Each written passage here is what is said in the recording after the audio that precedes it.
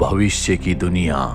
Space में हमें एक स्पेसशिप को दिखाया जाता है जिसे खास तौर पर माइनिंग करने के लिए डिजाइन किया गया है।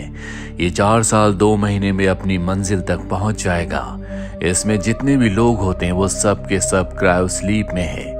पर तभी अचानक से बहुत सारे एस्ट्रॉयड इनके स्पेसशिप से टकराते हैं, जिससे स्पेसशिप का एक बहुत बड़ा हिस्सा पूरी तरह से डैमेज हो जाता है।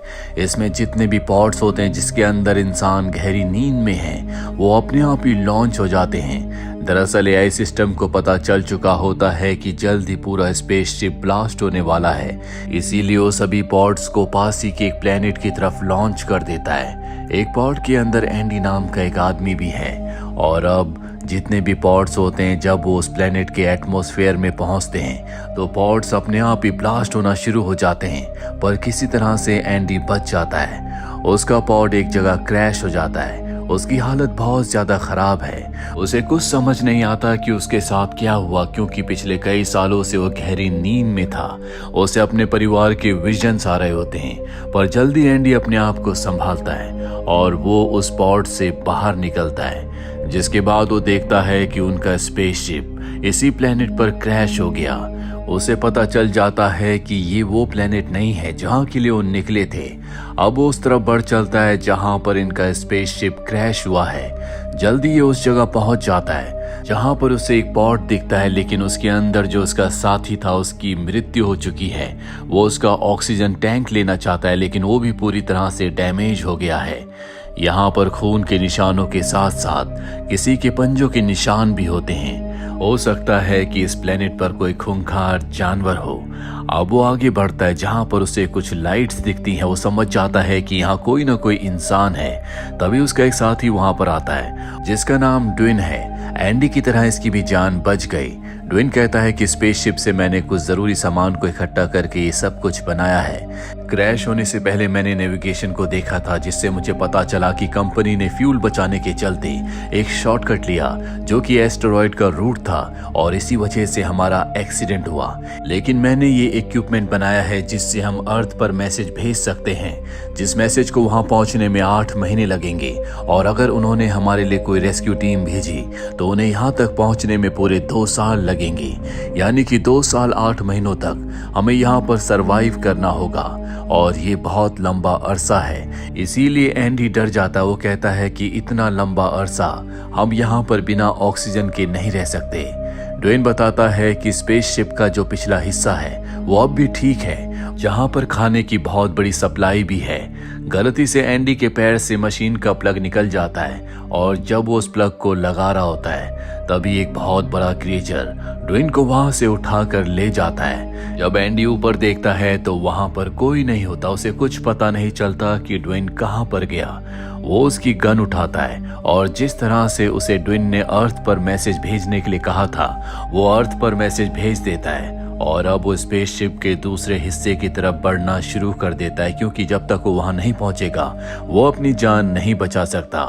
वो एक पहाड़ी के ऊपर चल रहा होता है। तभी उसके सूट में जो एआई सिस्टम होता है वो भी अब धीरे धीरे कम काम कर रहा है, इसीलिए वो चिल्लाने लगता है। और तभी दूसरी तरफ से रेडियो पर उसी की एक साथी नियोमी की आवाज आती है, जो कि बच गई थी।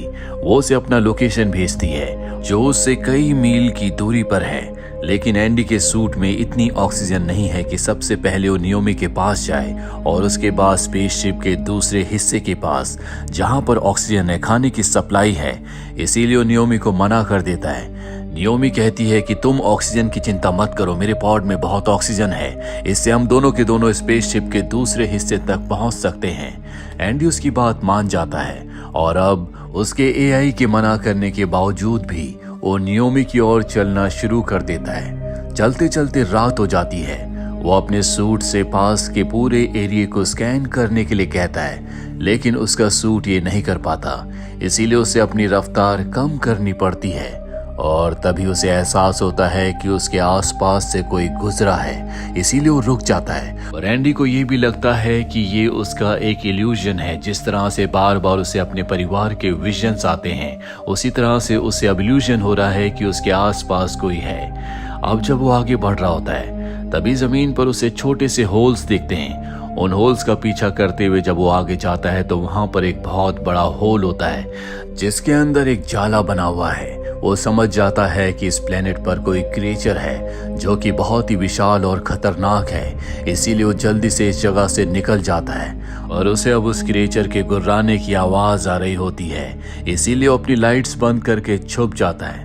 जिसके बाद वो इस एरिया को स्कैन करता, उसे पता चलता है कि उसके बहुत सारे साथी उसी की तरफ आ रहे हैं, लेकिन वो उसे रेडियो पर कोई रिस्पॉन्ड नहीं कर रहे होते। उसे कुछ समझ नहीं आता और अब वो एक फ्लेयर गन चलाता है जिससे वो उस विशाल क्रिएचर को देख पाता है। इसका मतलब ये है कि क्रिएचर ने उसके साथियों को खा लिया है। उसके पेट में उसके साथियों के ट्रैकर्स हैं, इसीलिए उसे अपने साथियों की लोकेशन आसपास ही दिख रही होती है और अब वो क्रिएचर उसके ऊपर भी हमला करता है।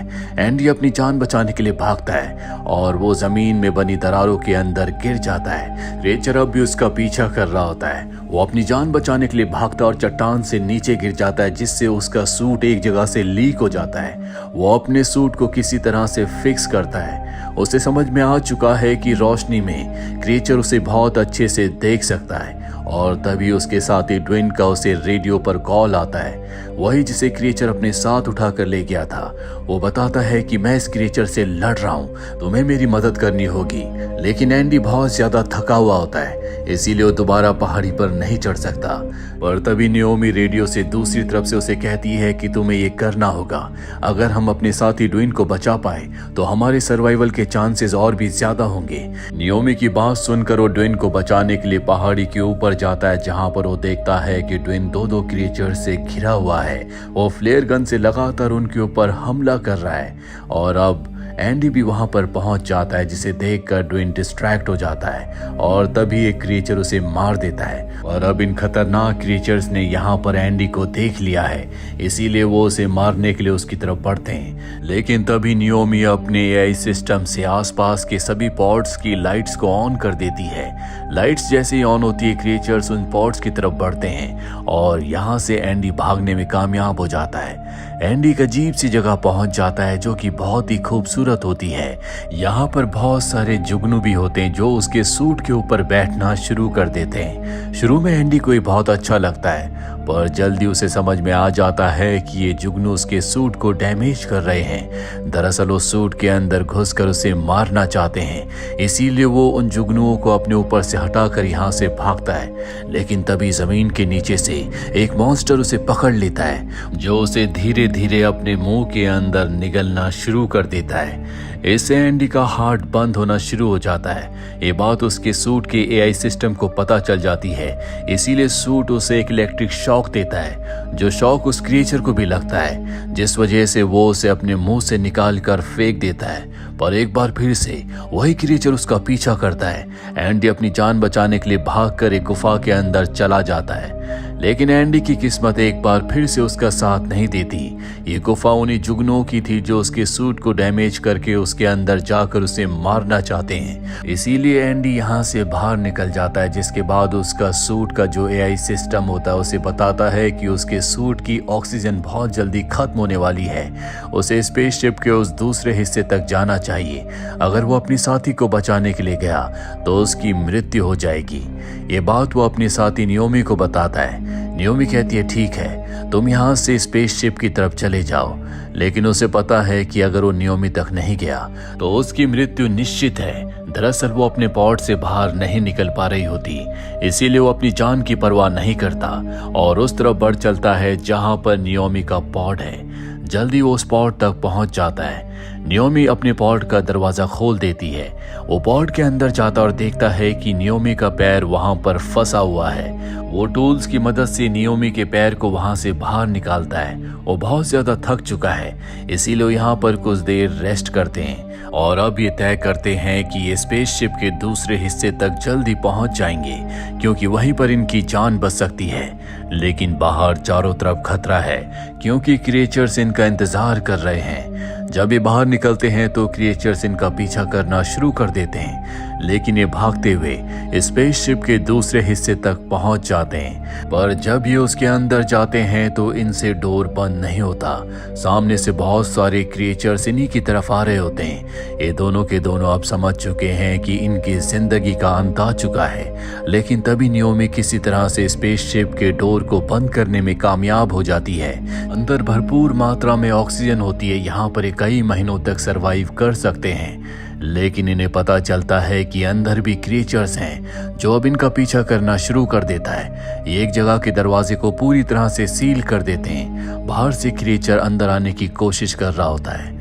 ये दोनों पूरी तरह से हताश हैं। इन्हें समझ में आ चुका है कि इनकी जिंदगी का आखिरी वक्त आ चुका है। एंडी मरने से पहले नियोमी को अपने परिवार का वीडियो दिखाता है और बताता है कि मेरी गलती की वजह से हमारी गाड़ी का एक्सीडेंट हो गया था, जिसमें मैं तो बच गया लेकिन मेरे परिवार की मृत्यु हो गई।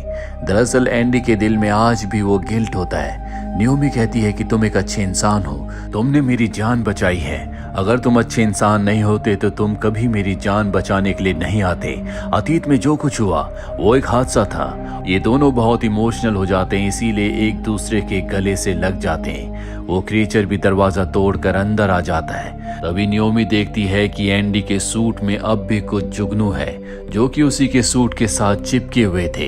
वो उन जुगनुओं को पकड़कर क्रिएचर की तरफ फेंकती है जो कि क्रिएचर के ऊपर हमला कर देते हैं और इसी बात का फायदा उठाकर ये दोनों वहां से भाग जाते हैं। ये शिप बहुत ही बड़ा है। इनके आगे गहरी खाई है जो कि इस शिप का निचला हिस्सा है। क्रिएचर अब इन तक पहुंचने वाला होता है, इसीलिए दोनों के दोनों ऊपर से कूद जाते हैं। क्रिएचर अब भी इनके पीछे होता है। नियोमी क्रिएचर का ध्यान अपनी तरफ आकर्षित करती है, जिससे क्रिएचर उसके पीछे आना शुरू कर देता है। वो एंडी से कहती है कि जल्दी तुम्हें कुछ सोचना होगा, तभी हमारी जान बच सकती है। और अब एंडी ऊपर की तरफ जाता है जहां पर एक पॉड होता है और उस पॉड के एआई की मदद से वो पूरे स्पेसशिप की लाइट्स को बंद कर देता है और अंधेरे का फायदा उठाकर नियोमी छुप जाती है। एंडी नियोमी से कहता है कि तुम अपने पीछे क्रिएचर को पॉड के बिल्कुल नीचे लेकर आओ, मैं ऊपर से पॉड को रिलीज कर दूंगा जिसके नीचे दबकर वो क्रिएचर मारा जाएगा। और अब नियोमी ऐसा ही करती है। वो अपनी बॉडी में बहुत सारी लाइट्स लगाकर भागना शुरू कर देती है। क्रिएचर उसके पीछे भागता है और जैसे वो पॉड के नीचे आता है ऊपर से एंडी पॉड को रिलीज कर देता है जिसके नीचे दबकर क्रिएचर मारा जाता है। लेकिन ऐसा करते हुए एंडी की भी जान चली जाती है, जिससे नियोमी बहुत ज्यादा दुखी हो जाती है क्योंकि उसकी जान बचाने के लिए एंडी ने अपना सेक्रीफाइस किया। पर अगले पल उसे होश आ जाता है। दरअसल वो बेहोश हुआ था, अब भी वो जिंदा है, जो देखकर नियोमी बहुत खुश हो जाती है। और अब ये दोनों के दोनों यहाँ पर पूरी तरह से सुरक्षित है क्योंकि कई महीनों तक ये यहाँ पर आराम से रह सकते हैं। इन्हें पूरी उम्मीद है कि जल्द ही अर्थ से कोई रेस्क्यू टीम इन्हें यहाँ पर बचाने के लिए आएगी। आपको क्या लगता है, क्या कोई रेस्क्यू टीम इन्हें बचाने के लिए आएगी या इन्हें यहाँ पर अपनी मौत का इंतजार करना होगा? कमेंट बॉक्स में जरूर लिखें। उम्मीद करते हैं कि ये कहानी आपको पसंद आई होगी।